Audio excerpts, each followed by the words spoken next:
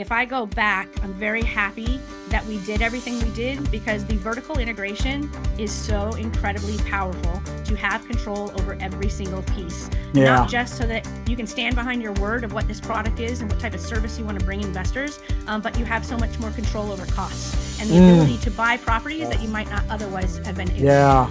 Welcome to the Threefold Real Estate Investing Podcast.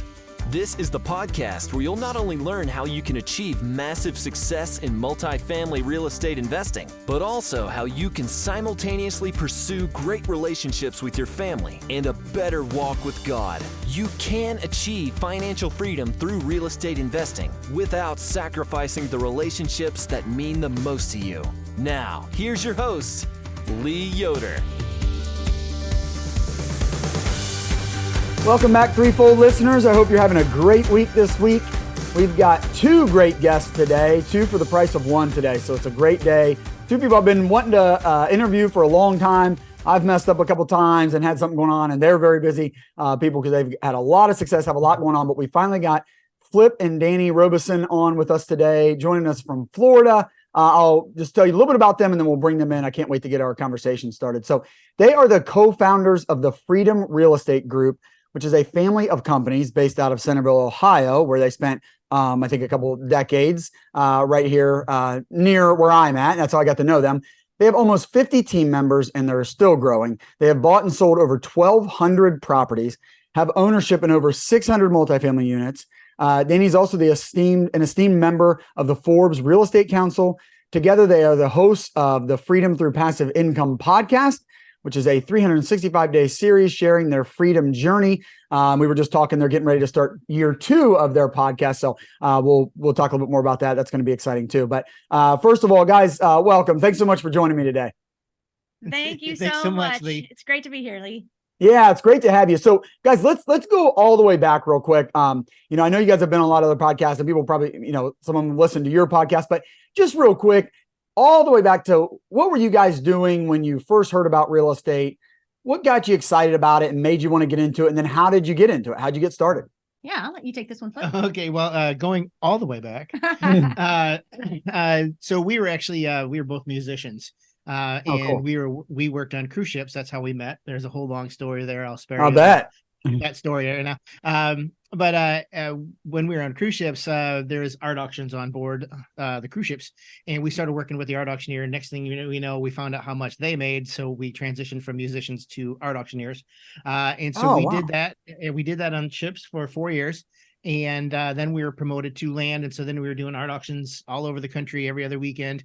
And this was great and all until 2008 hit, because 2008 didn't just affect the real estate world; it affected everybody. All assets. Yeah. And so trying to sell artwork that people hang on the walls at the same time when people are losing their hat in real estate was not a good time. And so we knew we wanted to move to something else. And at the same time, there was another good friend of ours that was doing a condo auction, and we're like, we want to get into real estate. And so we both jumped in. And what do you do, when you get started in real estate? You get your realtor's license. So we both got licensed in September of 2008, right at the best time to get our license. And, we didn't know better. We didn't know what to do. We didn't know where to start. We didn't know who to trust. We didn't know anything. And so it took us, I think it was 8 months to do one deal. Yes. Okay. Were you guys in Texas at the time? Is that right? Yeah. Okay. Yep. That's right. Just north of Austin, Texas, and Round Rock, Texas. And it took us 8 months to do one deal.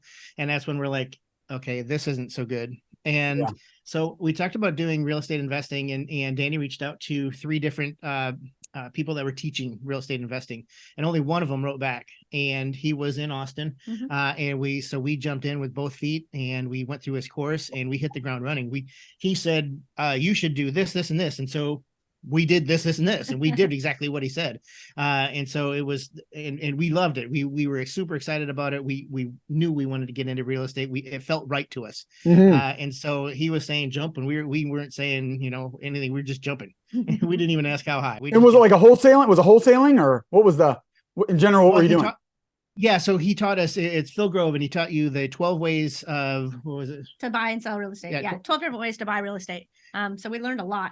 And at the time, because it was 2008, we jumped into short sales, mortgage assignments, sub 2 wraps. That was the types of deals that we were learning at that point in time. And so you were buying single family homes. Were you doing it locally?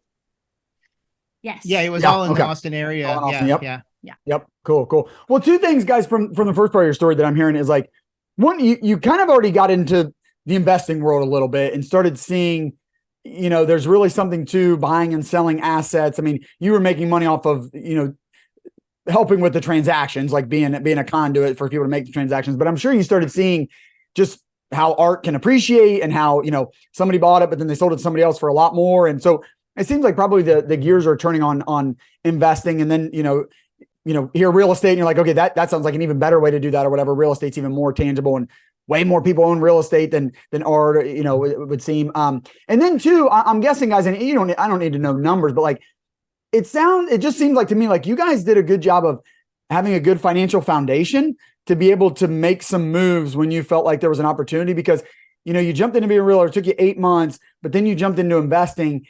I don't hear you guys saying like you had to rush to get a job, or did you have a job at the same time and you were doing this on the side? Because it just seems like you guys were, I just think that's a big part of it. You don't have to use all of your own money. We're going to talk later about you guys using other people's money. And if you want to go big and scale and all that stuff, you have to use other people's money. But a lot of times it's very helpful to be smart and save some money and develop a good financial foundation to get in. It seems like you guys had done that. Yeah. So when we were musicians, we actually were just talking to somebody about this the other day. We were making like $400 a week. I think you were making $450 because you're the band director or the musical director. And we moved into the art auctions. I mean, the difference of income that we were making was extraordinary. Like I can't even say like 100, 200 times. I don't know. It was just night and day. Yeah. So we were making a lot more money. And so we were accustomed to a very frugal lifestyle, and we're on cruise ships, right? What are we going to spend money on? We have zero overhead. So we saved a lot of money over the course of our time as art auctioneers. So when we moved into real estate, we did have a big cushion of savings, but we were just starting out. And as he said, we became realtors first because we didn't know which other path there was.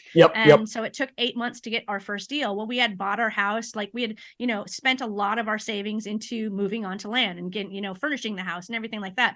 So over the course of that 8 months, we were still living off of our savings. And it got to a point where like, okay, now it's starting to like, our savings account isn't as attractive anymore. So that's when we really said, hey, maybe this realtor thing isn't the way to go. I'd rather be an investor and really learn how to be non-emotional about the real estate purchase, because that's what we learned about being a realtor is that everybody is so emotional, the buyers and the sellers. And we really just wanted to look at the data and understand what a good investment was versus a bad one and move forward that way. So I think that was a really great move for us. And it took us a while to get our savings account back up, to your point. And so we did do that with, no money down type strategies. Like we didn't use a lot of money. We still did use a lot of money. Like our infamous story about how we found deals back in those days was us trying to figure out how do we spend as little as possible and still start our career in real estate. And so we would go to Sam's Club and we would buy this package of like neon color paper. Then we would go home, we'd take a black Sharpie marker and say, hey, I was walking in your neighborhood the other day. I'm really interested in buying a house in this area. Please give me a call if you're interested, or something along those lines. We just tested different letters. We would just then take those and roll them up and then stick them in between the doorknob and the door jamb. And so people would come home and see this bright orange or bright green, whatever. And if you did that with the Sharpie and then copied it, it looks like you literally hand wrote it on the piece of paper. Nice. So it was a really neat way for us to just write it once and then copy it 500 times and then just go down all the neighborhoods where we knew people were in trouble. It's 2008, right? And they were trying to sell. They couldn't sell. They didn't have equity. We could help them, through a sub-2 or a mortgage assignment or any type of creative transaction like that. So that's really kind of how we got started in real estate. You guys are hustling. You're hitting the streets and hustling. Just like kind of jump us forward, just maybe 5 years or something, like kind of getting this going, getting some momentum. What was like kind of that next phase? Walk us through that just a little bit. Yeah, so we tried a lot of different things. Like we said, Phil taught us 12 different ways to buy and sell real estate. So we knew there was multiple avenues. What we didn't know is which path was going to be the right one for us. So we explored, many roads to kind of say, hey, I like this, I don't like this. We fell in love with sub-2 wraps because it brought us passive income. And that was the first bug that taught us passive income. Was what we liked the most about real estate.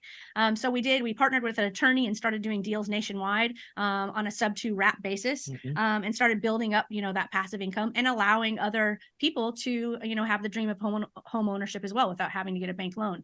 So that was really neat for us. We really kind of loved the idea of helping others while helping ourselves as well. And then from there, I think that bug just kept on rippling through our life as we continue to try different strategies to see, is this the one? Is this the forever model? Or do we like wholesaling, or do we like something else? And eventually, I'll let Flip tell the story. We're in Arizona, working with a gentleman here in Ohio. And I say here because if I still live in Ohio, but in Ohio, but I'll let you tell the story on how Dani, real quick, let's jump into that. But Dani, real quick, tell us, explain just real quick, the like high level, the subject to wrap. Yeah, absolutely. So let's just say, Lee, you have a house and you owe $150,000 on it. And let's just say it's valued at $150,000. Let's just pretend it's 2008, right? Because that's sometimes it was, I owe $150,000 is valued at 120, because of the crash. Yep. So what happens is I'm going to talk to you about your options, Lee, and you're going to see through the presentation that you can't afford to list it on the market because you have negative equity or you have no equity, depending on the situation. And ultimately, I'm going to ask you if you'd be okay with me just taking over your payments on your loan. Mm-hmm. That's it. So you're going to assign me your loan. And we do that not through a legal assumption through the bank of approval. We do it subject to the existing lien. So all you're doing is saying, hey, Dani, I trust you are going to make my payments. You've told me you're going to set up a third-party servicing company, and I can check and verify my payments are being made. You've told me that you're going to go ahead and find another buyer to be in the house, but even if they default, you're going to still make my payments. So we literally just bought property subject to the existing lien. So now, Lee, you don't have this house that you're trying to get out of. You're not going to have a foreclosure. You don't have this negative equity situation. You're able to not stop making payments on that property and then move to your next step, whatever that might be. And then are you guys finding the new buyer? Yes. So then we would go and find the new buyer. Yep. And so let's just say we had $150,000 loan. We may sell that property to the new buyer for $170,000, ask for a $20,000 payment. And now we have this $150,000 loan that we are paying the bank on. And then we're wrapping it to the new buyer for maybe $200 of cash flow. So we got a $20,000 payment. We have maybe $200 a month in cash flow, depending on how we wrap the note. And so that was really kind of what got us, hey, we made some cash and we have some cash flow, but we are ultimately still responsible for the property. Yeah. Okay, cool. Yeah, I don't think I've ever talked about that on this show. So thanks for that. That was a good explanation. Flip, I'll take it to you then and let you tell us about that next transition that you guys made to get you to the great state of Ohio. Yeah. So, being a real estate investor, you do have to be a chameleon. You have to know your surroundings. And in Texas, that was all we were doing was the sub two wraps, because you basically throw a rock and hit a sub two wrap in any neighborhood. They were everywhere. When we moved to Arizona, it wasn't that they weren't everywhere. It's just it wasn't as prominent, and there weren't very many title companies that knew how to do sub twos or sub two wraps. Okay. But you in Arizona, you couldn't throw a rock without hitting a wholesale deal. So we were mainly focused on doing wholesaling. And then we actually partnered up, with a gentleman in Ohio, and he was doing turnkey properties in Ohio, but we were in Phoenix still. And we said, hey, we can help you out. And so we started doing more and more stuff. And then next thing I know, I'm selling turnkey properties in Ohio, walking around in my AstroTurf yard in Phoenix, talking to a guy in New Hampshire about a property in Ohio that neither one of us had been to. And I was selling these properties. And I was like, this is brilliant. And plus, it was also a way that we could talk to investors and get to know investors and have repeat business with investors. They buy one, they'll buy another, or two or three or four or whatever. And so we really like that, because we really like building rapport and actually, with the other investors and just getting a client base, because with all of the other strategies, you buy a property once and it's gone, and that investor's gone. You never talk to that person again. And so it was kind of like it was the light bulb turned on above our head, and we're like, this is brilliant. And next thing you know, we're loading up the truck in Phoenix and driving to Ohio. We rented a house sight unseen and showed up in November of 2015. Right? Yep, that's right. And we went in all in, and we love it. It's turnkey is by far one of my favorite strategies, because it's one of the things we like to do. We like to give, and this is something that we're helping other people achieve financial freedom by helping them create their passive income. Two things. One, the turnkey, are you basically finding a house, flipping it, but instead of selling it to someone to live in, you're selling it to an investor and then they rent it to somebody? Is that kind of what you guys were doing? Right. So what we do is we find typically they're rundown houses. That's what we normally find. And we completely renovate the house, but we renovate it to above rental grade. So we put really nice flooring in, we put nice fixtures in it because we want it to last. And then we put a tenant in the building, and also you're doing that already. Okay. We have property management all set up, and so when we sell it, it's a complete package. It's cash flowing because it already has a tenant in there. We call residents because residents pay, tenants don't. And so they already have a resident in the house. It's being managed by a property management company. So it's a full package as far as what our turnkey properties are. Yep. So then an investor says, wow, I could go and try to flip a house myself and find my own resident and try to, manage them, but they'll turn into a tenant and they won't pay, like you just said, Flip. And they're going to have all the headache. Instead, they could probably take less cash flow, but a lot less risk by just buying into a property that you guys have already done all that, and you're going to continue doing all that, and they can just make that monthly income.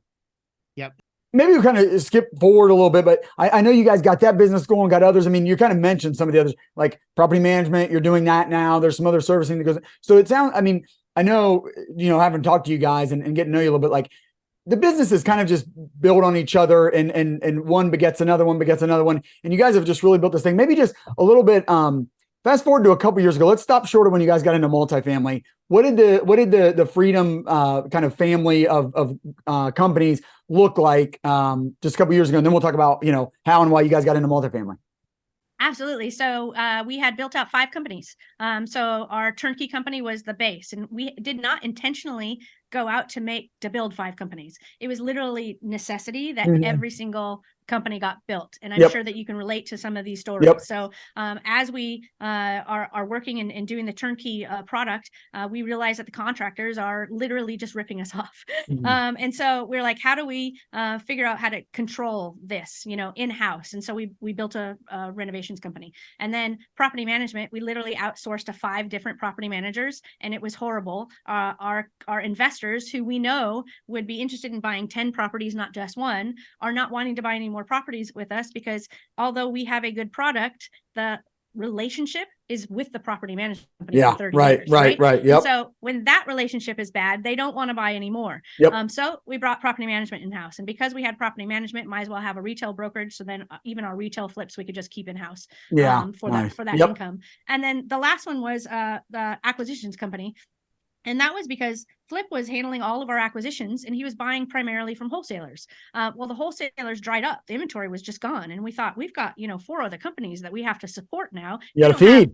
Product, then we're dead in the water. And so we built an acquisitions company so that we can control our marketing and start bringing properties in-house, still working with wholesalers, of course. But it was all control, all built out of necessity. But I will say this, if I go back, I'm very happy that we did everything we did, because the vertical integration is so incredibly powerful to have control over every single piece, not just so that you can stand behind your word of what this product is and what type of service you want to bring investors, but you have so much more control over costs and the ability to buy properties that you might not otherwise have been able to.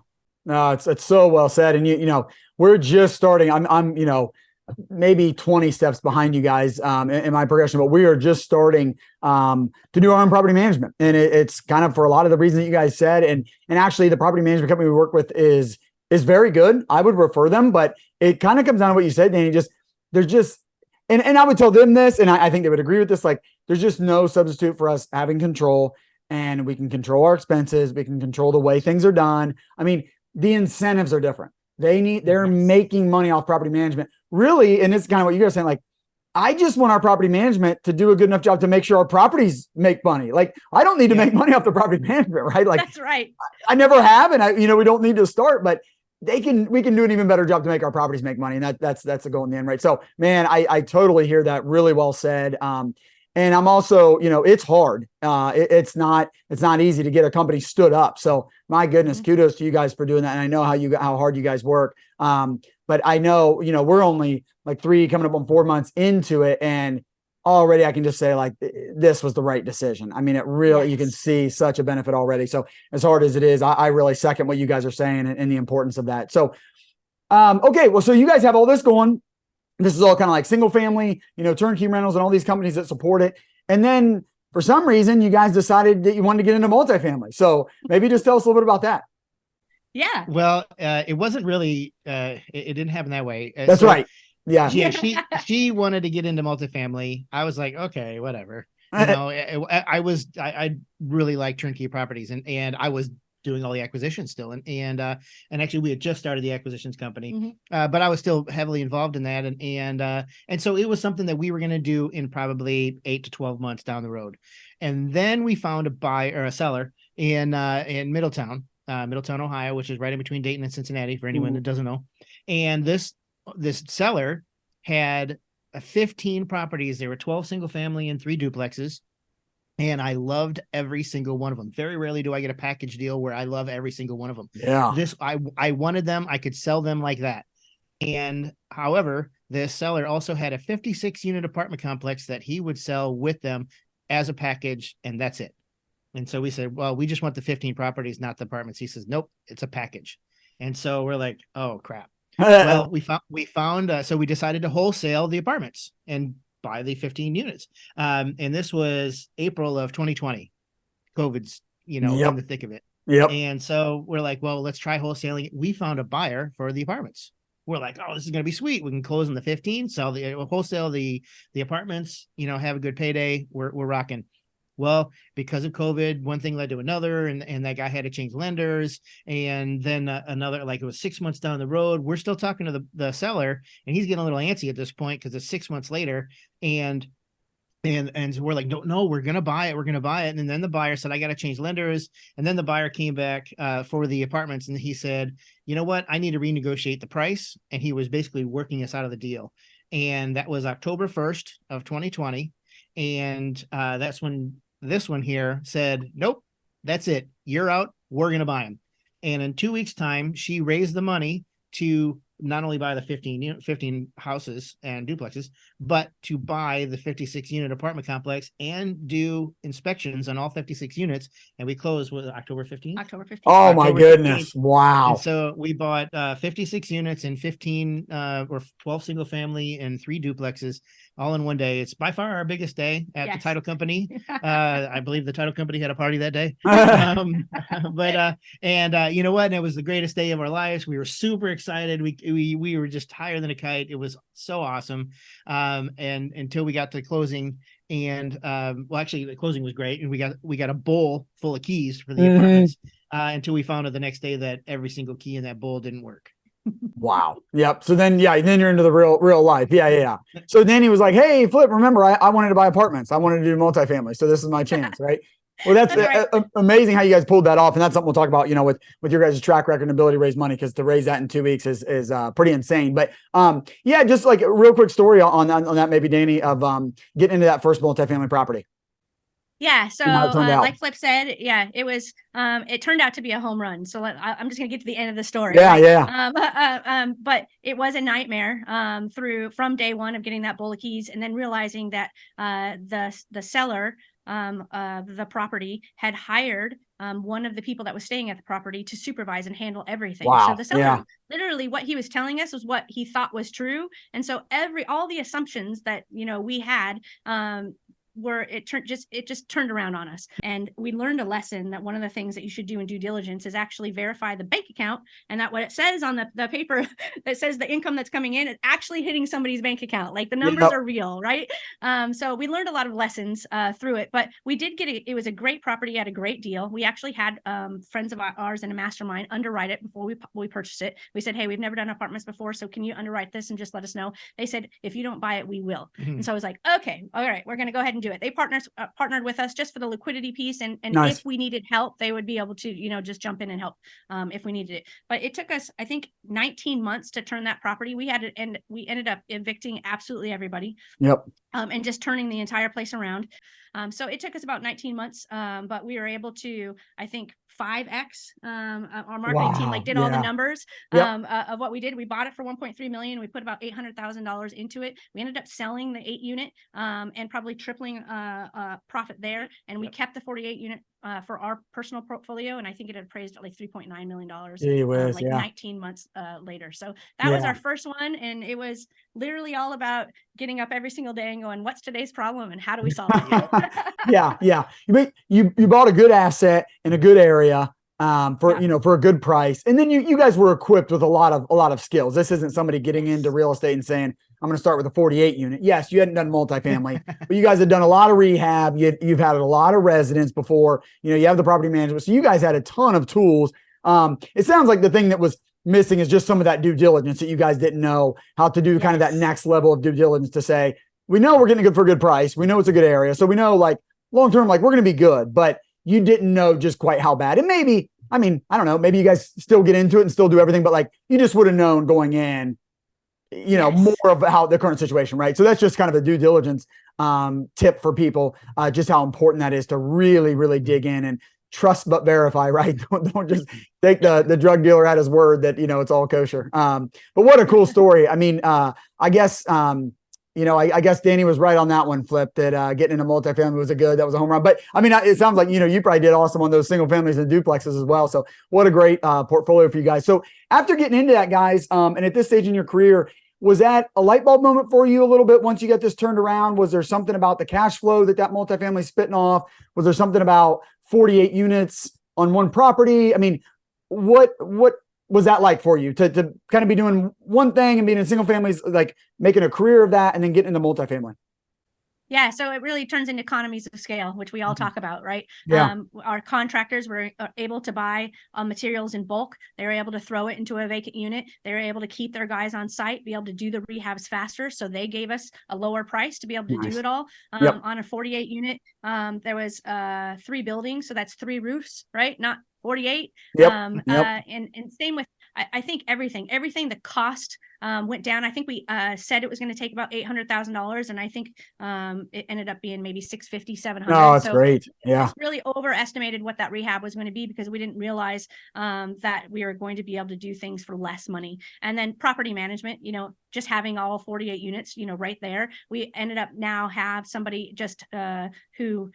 Her full-time job is just the apartments, right?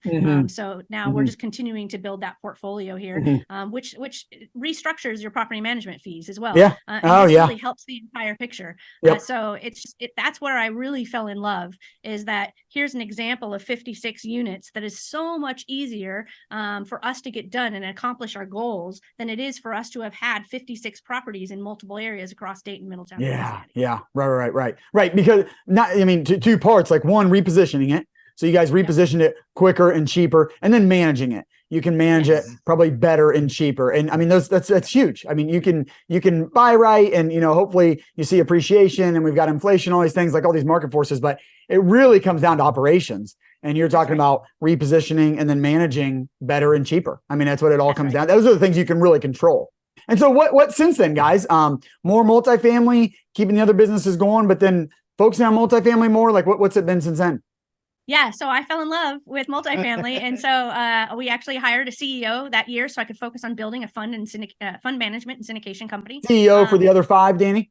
Yes. Of the 5 companies? CEO. Okay. Yep, exactly. That just gave me more freedom to be able to, go after that next thing. And I was like, this is what I want to be doing. Yeah. And I got called by another mastermind member in our network. And he said, hey, we're getting ready to acquire a 384 unit in Daytona Beach, Florida. I have watched you for years and you are incredible at what you're doing. You're really great at raising capital. I just saw this 56 unit that you just did. Do you want to be a part of this deal? And I was like, okay, sure. Tell me about it. And he says, we're going to do a syndication. That's the first time I heard the word syndication. I'm like, what's a syndication? And so he explained it to me, and I really love and trust this guy. And so I said, hey, and I appreciate you. I love you. I'm absolutely willing to jump in. You're just going to have to show me the ropes. Let me just mirror exactly what your team is doing, and I will do it too. He hooked me up with his attorney. We created a fund of funds so that our investors, we had a large database, and this is where, he gave me some really great tips that, our network, knows, likes, and trusts us, right? They don't know him him. And so we structured it so that we were genuinely a general partner of the deal, in which our investors knew that, hey, we've got our eyes on the deal. We're, big decision makers as a part of this deal. We're going to make sure that you're protected just the way we've always made sure that you're protected in any deal that we do. So it was a really great experience. And then I got the bug for syndications. So we just continued on, and then I learned about funds, and I was like, oh, this is even better. All my private money lenders who are going in and out of deals all the time, now they can actually put their money into a fund and get paid 24/7. So they're making more money. It's a lot more hands off. It helps us to be able to do more deals. Cool. Just that road, I was like, it was just, it was miraculous. And this is really where I love to be. And, we're even launching a hard money lending company, because we realize we've got this capital coming in, and there's times where we have some excess and we're not using it ourselves. And we've been lending it out, to other investors that we know in our network after we underwrite the deal. And we're like, we know you've got a good history and track record. We've got an extra, a few $100,000 available, go ahead. And so we went, oh, that's the idea, to keep on growing, right? Because there's a cap at how much we're able to do as we grow, right? In order to scale sustainably, we have to, make sure we're good here. And then we take the next step and you continue on. And so this was a way for us to be able to take our investors who are going, hey, I've got another $5,000.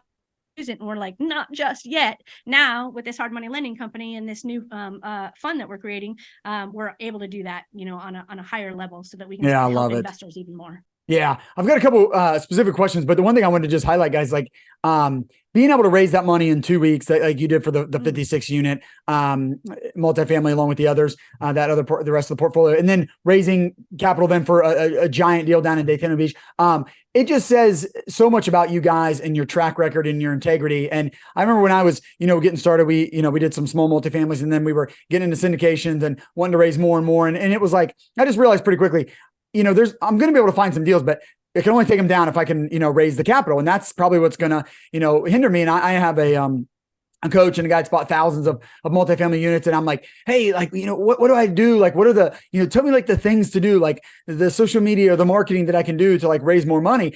And he's like, Lee, I don't know that I can really tell you how to do that. I haven't really done much of that. I can tell you that it took me 8 years to be able to raise a lot of money. And he's like, I didn't do anything except I just did a good job for 8 years. Right. And I did a good job for people. And, in 8 years time, you can go full cycle on a couple deals, and like a couple of rounds of going full cycle. And to people, full cycle means like you bought an apartment, you repositioned it, you sold it, kind of like you guys did, but you guys, refinanced. So that's kind of going full cycle, because you're getting your investors' money back and stuff. So doing that a couple of times, you prove to all the people that invested with you, you're a really good person to invest with. So they're going to keep doing it again, which you guys have talked about a couple of times, having repeat clients, repeat investors, but then they're going to go tell a lot of other people about it. And you're just going to build this big snowball. And just like with anything, that you have that compound effect of, it takes a long time to get going, and then you kind of get it going. And then at some point it just takes off. And that's kind of what my coach would tell me, like, man, at 8 years, like it just kind of took off. I had just done enough good deals, impacted enough people, made enough people enough money. They told other people about it, and it just took off. And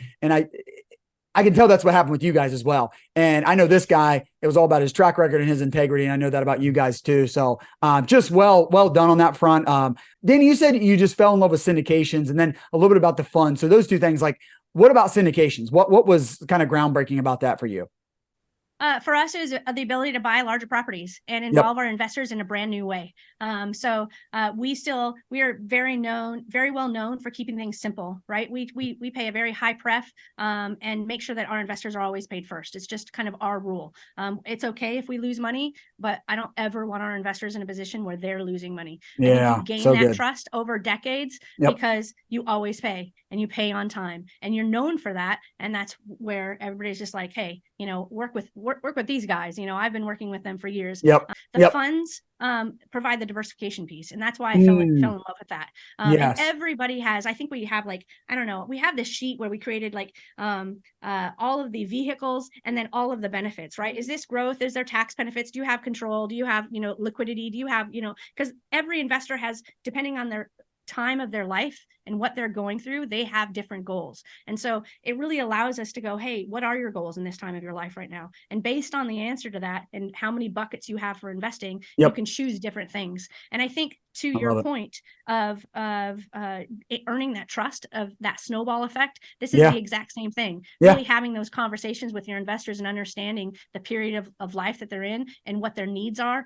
and being able to, as you continue to vertically integrate, Lee, being able to go, hey, I understand that this is important to you. We actually just added this onto our, family of companies. Yes, right. And we can now offer this, right? And your investors just, they know, love, and trust you. That's why they're investing, for no other reason that they love Lee. And they're going to keep on investing. And the more that you can do to serve them, it just gets better for everybody. That's so good. And you guys are such a good model for that. And I really appreciate that and getting to know you guys and trying to model that myself. Then just for some clarification, let me see if I got this right. So what you guys had done for so long, you would go find 20 people and they each had $100,000. So it's 2 million total, and you would find 20 different houses for those 20 investors, and they could each buy a house for $100,000 and get their cash flow and whatever. Maybe the number's a little bit off, but you saw syndication and you went, I could just go to those 20 investors and say, you're all coming in this one apartment deal for $2 million.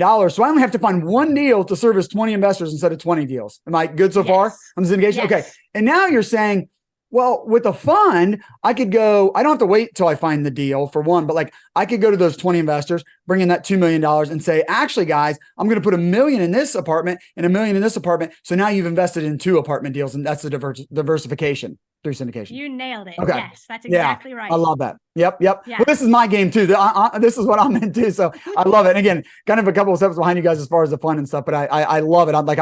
I buy into all the stuff that you've said, Dani, about, what you like about multifamily, and then what you like about syndication, what you like about funds. I'm right there with you. So, well, guys, this has been so good. What an incredible journey. And again, just working really hard and being very consistent for a long period of time. And that's what, gets the kind of success you guys have had. Just looking back, if you could, if you had to do it differently, or I guess if you just went back, you didn't have to do it differently. Maybe you wouldn't. Maybe that's the answer. But if you guys kind of start over again and maybe come back and you're just getting out of selling art on your tour and being auctioneers, knowing everything you know about, I feel like you guys kind of know every aspect of real estate. Would you do things differently? How would, if you went back, how would you do it today to build a career in real estate? Yeah. So I'm going to answer that 2 ways. Number one, I thank God for exactly where we are today. Yeah, sure. We're on this path for a reason. And I'm so 100%. Thankful that we went through all the things that we went through to get where we are. I love that. Number two, we left a very lucrative career, not sure what to do, and didn't understand which path to go on when we got into real estate. Mm-hmm. I always say there's 3 questions that people ask. Where do I start? Which path is right for me? And who do I trust? Mm-hmm. We didn't know the answer to those 3 questions when we started. Mm-hmm. With everything we know now, I would have found a syndicator like you and said, hey, will you put my money to work? And then we could live life in a different way, right? We could design our lifestyle and have our money working for us. We didn't have to dig in and learn all of those hard lessons. It's taken us to 2008. We started. It's 2023 that we're recording this today. And it took us a long time to get where we are today. And I'm so incredibly grateful. But that doesn't mean that I don't look back and go, what if I just would have known that I could have put, these funds to work passively, and we could have went out and just had fun and not really, had the ups and downs roller coaster of being an active investor. Yeah. So a little less transactional. There's parts of real estate that you're still doing a lot of trading time for money, right? I know when I got in, I flipped a house first. You said, what does everybody start? They start with a realtor, and I didn't go that route, but a lot of times it's well, I want to get into investing. I'll start with flipping. And just very quickly, I was like, well, this is real estate, but this is not real estate investing. This is trading time for money in real estate. It's a job, right? And that's right. It can be lucrative, right? So I don't say people don't go do it, but don't think it's investing. You're just trading time for money. And so it sounds like you weren't just flipping. You were getting the passive income. You were having investors. You were doing a lot of the right things, but you were still maybe a little more transactional, a little more trading time for money. Not very passive. You were saying active, Dani. You maybe would have tried to push more into passive and out of active quicker. Yes, I would have wanted to learn the different paths of active versus passive. So when we got that coach, he taught us 12 different ways to buy and sell. He taught us active. I would have really loved to have gotten educated on the passive side too, so that I could have made maybe a better decision. Doesn't mean I would have made a different decision, but I would have been more informed and been able to make maybe go down both at the same time. Yeah, there you go. Right. Or maybe the transition just would have happened a little quicker or something. But it makes me think, Dani, I think my mentor coach told me this, but I heard it from someone. It really stuck with. They said, when you go get a mentor, or even when you're looking at somebody and you're like, man, I really like what that guy or girl is doing. They've had a ton of success and I want to model that. He said, like, make sure you believe that not only in their business, but in their life. So do they not only have the business that you want to create, but they also have the life that you want to create. So I look at you guys and you've been incredibly successful in your business. And then I look at you, you just moved to Florida. It seems like you guys are just like always having a good time. So yeah, I want to model that too. So I would want to come to you guys and say, hey, tell me about how you not only have a really good business, but it seems like you have a really great life. So that's important. Maybe that guy, if you guys would have thought that, like, okay, well, he's like, yeah, he's killing real estate, but man, he's hustling. Like, he's working 60, 70 hours a week. Maybe we want to do that for a couple years, to your point, Danny. Like, maybe we still want to do that. Hey, we're young, we don't have kids. Like, let's go do that. But maybe only for a couple years, because, at some point you want to enjoy it. Right. So really good stuff. Kind of along those same lines, I always like to ask my guest guys, and I'll let you both answer this if you want to. What is a key ingredient to being a successful real estate investor? You guys have done so many things, but you've had success kind of in all of them, and you got to hear them. But just in general, if you think, hey, if somebody's got this, like, they're probably going to have success as a real estate investor. Yeah. So I'm going to start because I know we have two different answers. Mine is authenticity. Honestly, just being exactly who you are, and being okay with the bad stuff. Right. Yeah, so when people get on the phone with us, they will sometimes and very wisely say, what did I ask? Or what did I not ask that I should have? And I always say, what's my biggest failure? What real estate deal did I take a dive on, and what happened? How did I handle it? And how was my investor treated as a result? I think that says so much about the character. That's great, Danny. People. Yeah, I agree. That authenticity is always been my number one. And it's why, to your point again, that over the course of time, you grow that, snowball of private investors, because they see it over and over. They see your transparency, they see your integrity. So just, being authentic in everything you do. Yep. Yeah. So good. So it's the 3 feet from gold story. Think and Grow Rich. Yeah. And I remember where I was when I read it, and I was like, this story is, this is a real estate investor, because like you said, it takes 6 years, 8 years, to get to that level and to build that up. That's 8 years overnight. It happens like that, but it's over a length of time. Yeah. And that 3 feet from gold, if anyone's not familiar with that story, it's in the beginning of Think and Grow Rich. They've made it into another book, actually called 3 Feet from Gold, and a movie, but it's just never giving up. That was one thing. We just never gave up. It didn't matter. What day is it? I don't care. We're doing real estate. Get up. Let's go walk the neighborhoods and hand out multicolored flyers. We didn't give up, and it's easy. It's easy to. That's the easy button. Yes. And so it's just nonstop.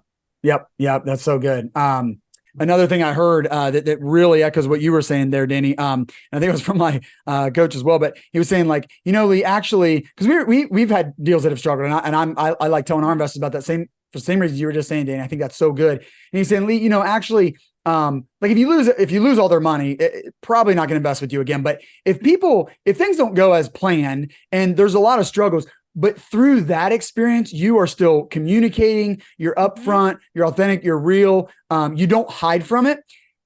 He was saying, actually, those investors will be even more convinced to invest with you than the investors were like, everything kind of just went well and you hit all your projections, or maybe you exceeded your projections and like just everything went well. Because it's easy to be good when everything's good, but when things are bad, if you're still an honest person and upfront, high integrity, those people are gonna be like, wow, even in the bad one, I really like how that person operated. I think it's so good, to your point of being authentic, Danny. That's how you win people over. And that's, obviously that's what you guys have done.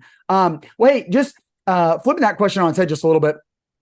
What would you say is a key ingredient for people? Hey, if you're going to get into real estate and you're going to have success, great. But what's a key ingredient to making sure you're having a good life as well, that you're maintaining your priorities? If faith is important to you, you're, walking with Christ through your life. If your family is important to you, you're making time for them. Like, maybe what's something you guys have done, or what's a key ingredient that you found to making sure you keep that balance? I think for us, it's been treating family or treating our personal lives like a business. We put the important things on the calendar, like we would put an appointment for recording a podcast with you or meeting with an investor.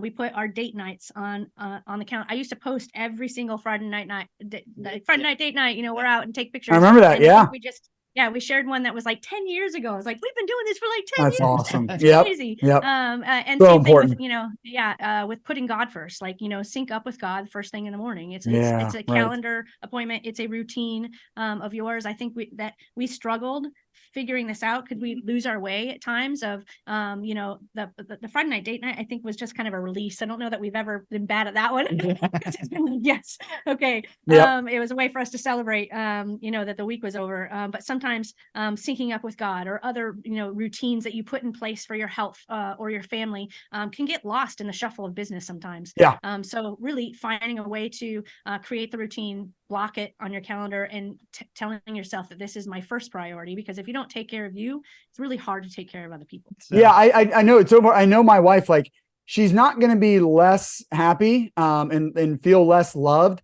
if she found out, hey, the reason I scheduled this date night is because I put it on my calendar. She's going to be fine with that. Hey, great. I don't, that's what it took to get it scheduled. That's great. Right. And same with my kids. They're not going to care if they're like, oh, well, you only remember to come out and play with me because you put it on your calendar. They're like, I don't care. You came out and played with me. Right. So yeah, it's so good, right, guys. Really good. You've got Flip in, and then the letter N, Dani. And like I said, we'll put it in there, flipanddani.com. And then you got freedom capitalinvestments.com. I know you guys are active. I see you guys on Facebook and stuff too. Is that the best place to send people to get in contact with you? Actually, we just redesigned our entire website. So freedomfamilyinvestments.com is the best place to go. All right, guys. Thanks so much. Hey, actually, before I let you go, I always like to ask my listener or my guests right before I let them go. What's something maybe my listeners and I could be praying for you guys in the coming weeks? Wow. I think good hiring decisions. We're about to bring on a president. We're about to grow our acquisitions and investor relations team role within our business. And people are the hardest part of the business, right? Finding the right person on the right bus in the right seat. It's tough for a company and for its investors when you don't have the right person. So I think that's going to be my top number one for sure. I can't top that. Yep. It's really good. We'd be happy to pray for that. And I mean, I'm seeing that as well. Yeah, it's all about people. It's a people business. So it's really good. Be happy to pray for that for you guys. Well, again, guys, thanks so much. This has just been packed full of great experience for everybody to learn from. The knowledge that you guys have picked up, the tricks of the trade, all those things. Thanks so much for coming on and sharing all that with us. Thank you so much for having us, Lee. Yeah, take care, guys. Thank you for joining us for another great episode. I hope you'll take action on what you've learned today. If you enjoyed today's show, please consider leaving Lee a 5-star rating and review. And check him out on threefoldrei.com. Until next time, 1 Timothy 6:17.